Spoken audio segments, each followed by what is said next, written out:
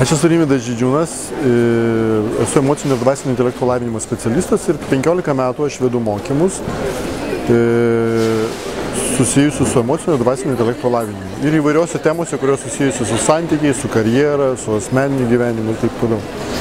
Ir aš organizuoju seminarus, kurie padeda žmonėms įgauti naujas kompetencijas, kurios padeda gerinti gyvenimo kokybę, bet ne tik tai vienoje sferoje, bet visose gyvenimo sferose. Tai yra tam tikras holistinis požiūris, kad tai yra metodikos, kurios tinka karjerai, santykiams, intymiam gyvenimui ir vidiniam dvasiniam gyvenimui.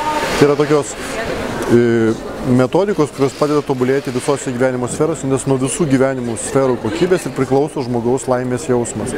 Neužtenka būti tik tai vienoje vietoje pasiekus, sąskaitoj kitų ir iš to vis tiek nebus tos kokybės gyvenimo. Tai yra tokios metodikos gerinančios gyvenimo kokybę.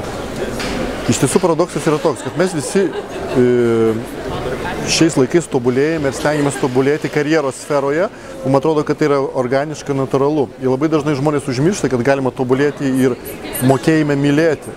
Nes šita sfera labai apleista yra. Iš tiesų daugelis žmonių tobulėja karjeroje, o kaip menas būti kartu, jo, bet tai yra irgi tokia tema, kuri labai svarbi ir iš tiesų Lietuvoje jos trūksta, skaitant tai, kad pas mus skyrybų yra daugiau nei 60%, šeimų skiriasi, jo, dėl to, kad menas būti kartu yra visiškai nežinoma sfera, intimus gyvenimas, kaip būti artimam, kaip mokėti priimti save, kitą žmogų.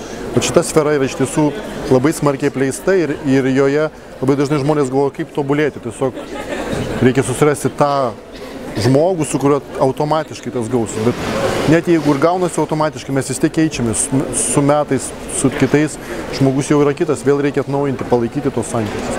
Dėl to iš tiesų labai daug ir aš akcentuoju būtent, kad tai yra būtent šitose sferose yra mokėjimo, sugebėjimo lavinimas. Aš kaip tik į savo knygą ir sudėjau tos pavyzdžius, keletą pavyzdžių ir prie kiekvienos temos. Iš tiesų labai daug žmonių yra, dėl to, kad yra daug žmonių, kurie atrado savo norus, kurie pradėjo gyventi gyvenimą, kuris atitinka jų norus, jų realizaciją ir taip toliau. Aš esu vienas iš tų gyvų pavyzdžių, kur aš iš tiesų absoliučiai gyvenu taip, kaip aš gyvenu, arba taip, kaip aš pasakojau.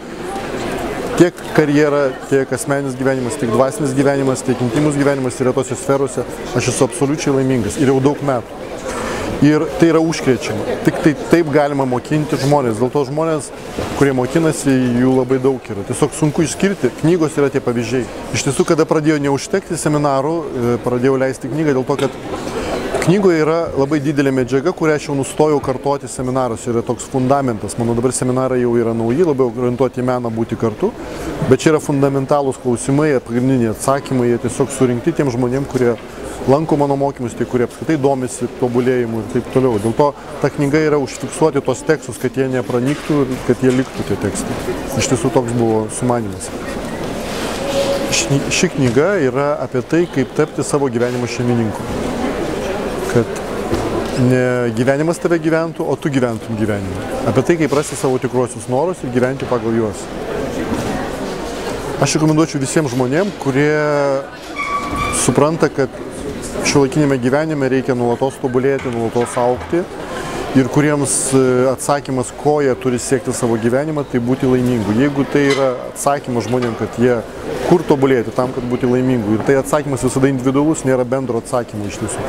Bet šitiems žmonėms, nesvarbu koks amžius, nesvarbu koks socialinė padėtis, visiems šitiems žmonėms netinkama. Jie turi sluoksnius, kur gali skaityti kiekvienas žmogus. Ir galima netgi kelis kartus skaityti tą knygą ir joje atrasti dvi skirtingas knygas. Tiesiog jinai taip parašyta yra.